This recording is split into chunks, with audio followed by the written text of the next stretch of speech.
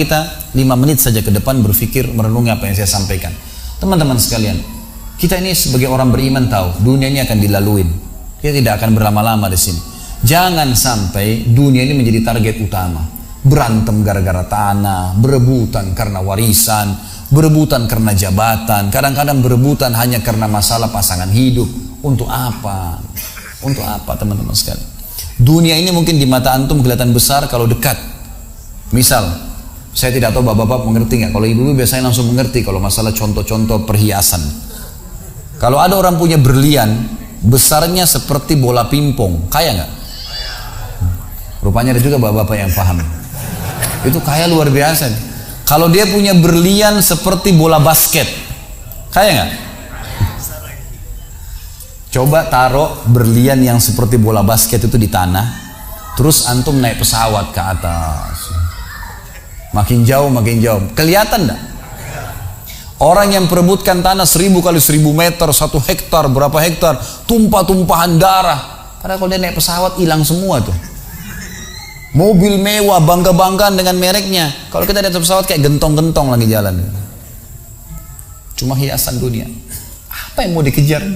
Gitu kan? Seorang mukmin tahu dunia hanya fasilitas saja untuk mengejar akhirat. Akhirat yang abadi teman-teman. Akhirat yang abadi, kejar di sana.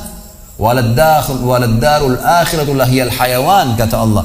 Darul akhirah, tempat akhirat adalah kehidupan yang abadi. Di akhirat kata Nabi SAW, kalau seorang mukmin masuk ke dalam surga, tidak ada capek, nggak ada gangguan orang, nggak ada sedih, nggak ada penyakit, nggak ada buang air besar, nggak ada buang air kecil.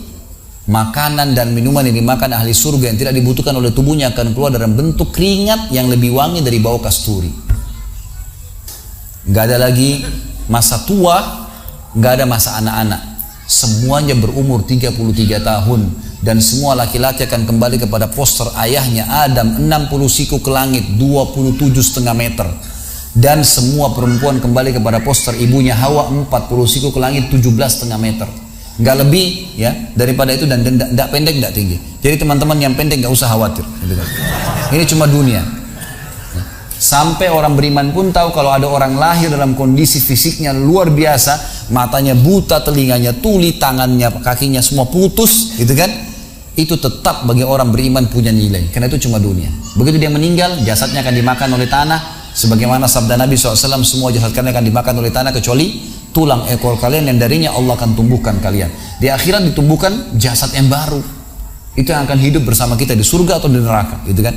Jadi ini cuma dunia sebentar. Untuk apa dikejar, teman-teman sekalian? Ingat, Nabi SAW pernah keluar dalam hadis Bukhari dari masjid beliau, kemudian beliau menggambar kotak. Lalu beliau mengatakan, inilah kotak kehidupan manusia. Seperti meja ini misalnya, inilah kotak kehidupan manusia. Lalu Nabi SAW menggaris dari luar kotak, di bawah kaki beliau, digaris, dilewatin kotak ini sampai melewati kotak tengah, di depan, panjang. Lalu kata Nabi SAW, ini angan-angan manusia. Ini angan-angannya. Angan-angannya melampaui kehidupannya. Lebih 500 tahun ke depan, padahal umurnya cuma 60-70. Lalu Nabi SAW menarik dengan tongkatnya dengan keras dari sisi kanan garis kotak, digaris dengan keras sampai terbongkar tanah itu, digaris dan memutus garis tengah itu. Lalu beliau mengatakan, dan ini kematian yang akan datang memutus angan-angannya.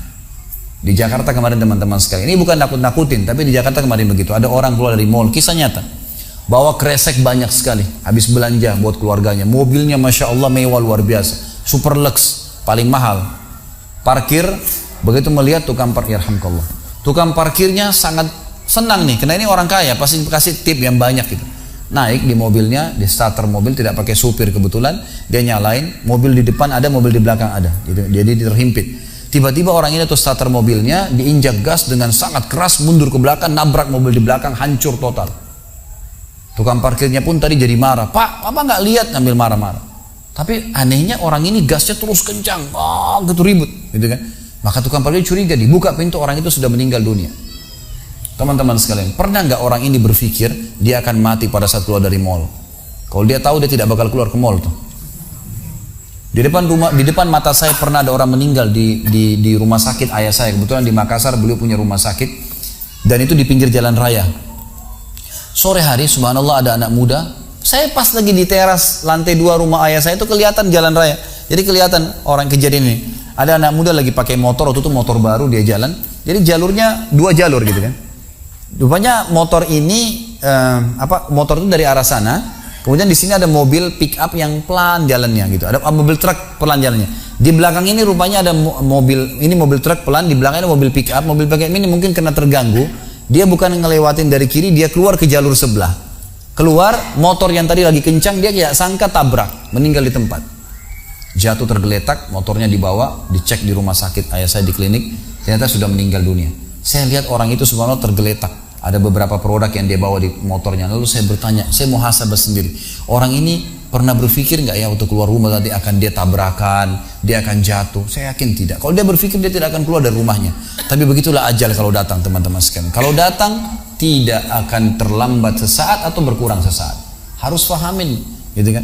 Jadi jangan sampai kita berlebihan. Saya tanya teman-teman, Anda jujur jawab. Kalau seandainya Anda ke dokter, lalu kemudian dokter mengatakan, maaf Pak, Bu, umurnya tinggal 2 minggu menurut ilmu medis. Ini ada penyakit parah, tinggal 2 minggu, dokter nggak bisa obatin lagi. Kira-kira orang yang seperti ini sudah divonis sama dokter akan mati 2 minggu lagi. Nggak ada lagi, sudah kankernya, sudah tumor segala macam di tubuhnya, sudah segala macam penyakit. Nggak bisa lagi hidup orang ini. Kemudian ada orang datang, temannya bilang, itu si fulan ceritain kamu. Kira-kira dia masih mau ribut berkelahi? Itu orang tuh mau mengambil hakmu, masih mau mengebut lagi? Sudah semua? Enggak, sudah nggak mau tahu. Ini 2 minggu lagi mati. Semestinya teman-teman tidak usah tunggu vonis dokternya. Siapa yang bisa jamin sekarang di masjid ini teman-teman ada dari tembok ini tiba-tiba malaikat maut, saya lihat antum tidak lihat, orang roh saya tinggal dikenang. Khalid Basalamah pernah ceramah, selesai. Dan Anda juga bisa begitu setiap saat. Bagaimana orang bisa tenang nih dalam kemaksiatan kepada Allah sementara setiap saat malaikat maut bisa datang jemput dia dan ada hisab semuanya? Ini bahaya sekali. Baik, saya pernah mengadakan pelatihan teman-teman sekalian di masjid yang besar. Masya Allah mungkin seperti ini malah lebih besar. Lantai 2 juga seperti ini dan penuh. Di lantai 2 itu ada banyak ibu-ibu akhwatnya. Saya bicara masalah kematian selama 2 jam materi lengkap. Kemudian setelah itu sebelumnya saya bilang sama panitia tolong supaya lebih hidup suasananya, siapkan kebutuhan jenazah, meja, kain kafan, sama menyan-menyannya semua. Kemudian di sebelah masjid buatin liang lahat. Baik Ustaz, dibuatlah. Selesai saya ceramah 2 jam, saya bilang, Bapak Ibu sekalian, saya mau ajak Anda 5 menit coba menjadi jenazah. Ada yang mau? Sempat ada yang angkat tangan depan saya. Kebetulan teman kita ini, saudara kita tukang batu. Adiknya dia kembar anak SMA sering ikut pengajian saya gitu. Dia hadir juga. Dia bilang, saya Ustaz. Baik, silahkan. Pak, saya minta tolong satu hal ya. Kalau Bapak naik nanti di atas meja ini, dibungkus dengan kain kafan oleh panitia, tutup mata Anda dan bayangkan Anda sudah mati dan dengarkan apa yang saya ucapkan. Baik Ustaz, baik. Saya juga bilang sama panitia di atas masjid waktu itu, ibu-ibu, silakan kalau ibu mau coba, panitia tolong bantu. Saya sudah pandu waktu sebelum pengajian. Ringkasnya adalah dia naik. Subhanallah, begitu dia naik, Bapak Ibu sekalian, orang ini naik di atas meja, begitu tutup matanya dan ditempelin kain kafan di pipinya. Ini kain kafan asli kita beli. Ditempel di pipinya, langsung dia nangis dia, terisak-isak. Lalu kemudian panitia taruh tangannya di dadanya, harus dibungkus gitu kan. Lalu saya bilang, Pak, coba renungin sekarang Anda sudah mati dan hiruk-pikuk di masjid ini ada orang nangis. Kebetulan adiknya dia yang kembar ini murid saya duduk di sebelah kiri kanannya dan membayangkan benar kakaknya meninggal. Mereka betul-betul menangis gitu. Ada jemaah-jemaah juga yang lain pada nangis. Saya bilang hiruk-pikuk masjid ini yang sedang menangis, ada yang sedang ngobrol, ini anggap di rumah Anda pada saat Anda meninggal dunia. Dan Anda tidak bisa protes. Gak bisa bilang saya tidak mau, jangan ribut, gak bisa lagi. Udah. Panitia pun menaruh tangan kanan di atas tangan kiri, kita nggak bisa protes taruh di dada. Dibungkus dengan kain kafan pun nggak bisa. Baik, Pak, bayangkan semua peluang amal saleh yang semestinya Anda bisa kerjakan, sholat malam, sedekah bakti dengan orang tua, baca Quran, sholat berjamaah, yang Anda sia-siakan dan Anda menyesal kenapa tidak kerjakan sekarang. Dan bayangkan semua peluang dosa yang Anda tidak sia-siakan, kesempatan zina, berzina, kesempatan dusta-dusta, kesempatan riba-riba, semua dikerjakan, dan Anda tidak sempat taubat dan Allah akan hukum Anda sekarang. Itu Bapak Ibu sekalian, saya tidak karang-karang dia sampai nangis Bapak ini, terus dia nangis. Lalu saya bilang, tolong panitia datangkan geranda jenazah. Datangkan. Baik Pak, sebentar lagi kami akan angkat badan Anda di geranda ini dan kami akan bawa Anda ke liang lahat sebelah masjid. Gitu kan. Diangkatlah dia. Saya bilang, Pak, renungin, resapi tubuh Anda kesentuh dengan geranda ini. Gitu kan. Ditutuplah lalu dipikul. Lalu saya pandu pakai mic, saya bilang, Pak, inilah detik-detik terakhir Anda bersama kami. Terus sesalin perbuatan-perbuatan dosa yang Anda pernah lakukan, peluang-peluang ibadah yang Anda sia-siakan. Sampai tiba di luar masjid, saya turun ke liang lahat, saya buatin sendiri tanah, kemudian saya buatin gubernur, lalu diturunkan dia. Setelah diturunkan, saya suruh tutup matanya, kemudian ditutup dengan kain. Saya keluar, lalu saya pakai mic, saya bilang, Pak, buka matanya. Inilah rumah Anda sekarang. Walaupun rumah Anda 1000 kali 1000 meter di dunia, kembali ke 1 kali 2 meter. Ini tempat Anda sekarang. Dan sebentar lagi malaikat akan datang menanyakan kepada Anda pertanyaan-pertanyaan yang Anda sudah tahu. Selesai. Berapa mungkin sekitar hitungan detik. Ini semua proses kurang dari 5 menit teman-teman sekalian. Lalu saya bilang, buka. Dibuka kain tersebut. Lalu saya bilang, teman panitia bantu. Bapak ini keluar. Keluar dia. Waktu dia keluar dari kuburan, liang lahat itu teman-teman, sempoyongan. Kayak orang yang sudah pusing gitu. Keluar. Kemudian saya bawa ke masjid. Saya pegang tangannya masuk ke masjid. Duduk. Lalu saya kasih mic. Pak, tolong ceritakan pengalamannya kepada jemaah jadi jenazah 5 menit. Itu dia pegang mic, gemetaran. Ustaz, saya tobat, saya durhaka sama orang tua, saya nggak sholat, saya begini. Ini dia lupain, ada ribuan jemaah depannya nih. Dia nangis-nangis, sebutin semua kesalahannya. Semua pada banyak ikut nangis. Dia kayak orang ketakutan betul, gitu kan? Baik, selesai. Saya panggil siapa lagi yang mau coba? 2, 3, 4 orang. Rata-rata semua begitu keadaannya, gitu kan? Alhamdulillah mereka sadar seketika pada saat itu. Lalu kemudian saya bilang penutupan. Ada bahkan ibu-ibu yang coba di atas pingsan, ibu itu. Kita bukan nakut-nakutin, tapi memang saya praktekin. Lalu saya bilang begini, Bapak Ibu sekalian, sebagai penutup acara saya bilang pada saat itu, bahwasanya ini hanya praktek jadi jenazah. Tapi ini ya akan datang satu waktu Anda dibungkus kain kafan tidak bisa kembali lagi. Sekarang masih bisa kembali beramal soleh. Dan ini pernah diperingatkan oleh Hasan Basri rahimahullah. Beliau pernah ngantar jenazah diikuti oleh seseorang. Lalu Hasan Basri tanya, wahai fulan, kalau seandainya jenazah ini tiba-tiba hidup sekarang, apa yang dia kerjakan? Kata orang ini, tentu dia akan sholat, dia akan puasa, dia akan ngaji, dia akan kerjakan ibadah-ibadah. Kata Hasan Basri, kenapa? Dia bilang karena dia sudah mati, dia tahu nilainya ibadah itu. Kata Hasan Basri, yang kau ucapkan benar, tapi yang di depan matamu ini tidak bisa hidup lagi. Kamu sekarang masih hidup, kerjakan seperti dia kalau dia hidup. Jangan tunggu itu, gitu kan?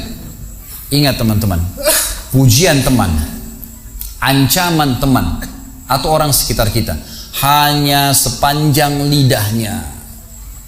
Kamu hebat ya, kamu kaya ya, kamu gagah ya, kamu cantik ya, sepanjang lidahnya demi Allah. Mau apa itu?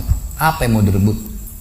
Orang-orang setengah mati sholat malam sejam 2 jam, besok ceritain ke orang hanya butuh pujian sepanjang lidah dia. Untuk apa? Teman-teman yang suka riak nih, saya ajarin caranya gampang.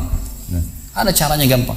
Kalau Anda besok pagi mau cerita kepada teman-teman Anda di kantor atau tempat, saya sholat tadi malam, sholat malam, gak usah tunggu besok pagi setengah mati, ngantuk-ngantuk nanti malam bangun.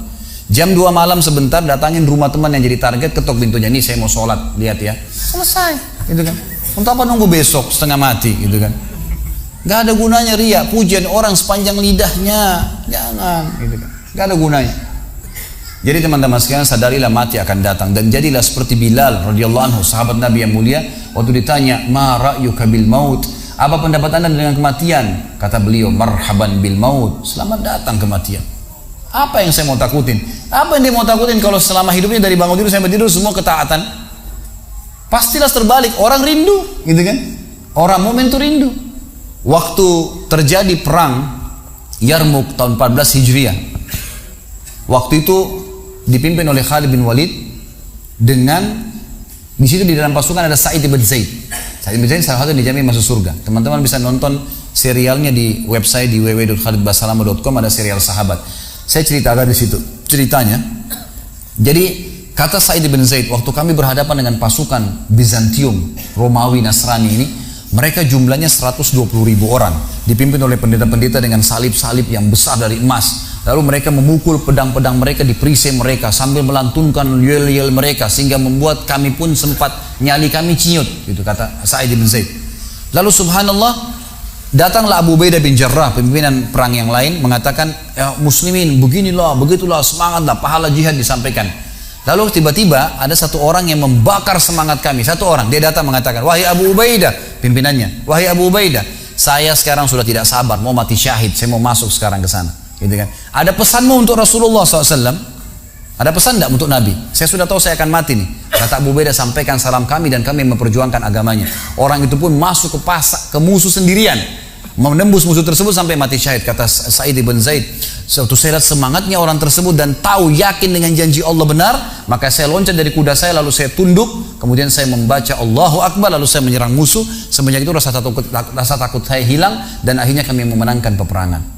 Jadi memang teman-teman sekalian, mati itu akan dilaluin dan memang mati sebuah pintu, kita harus laluin. Tanpa mati tidak bisa. Tapi orang beriman tahu mati itu justru kebahagiaan buat dia, karena semua yang bertahun-tahun dia kerjakan dia akan panen di sana.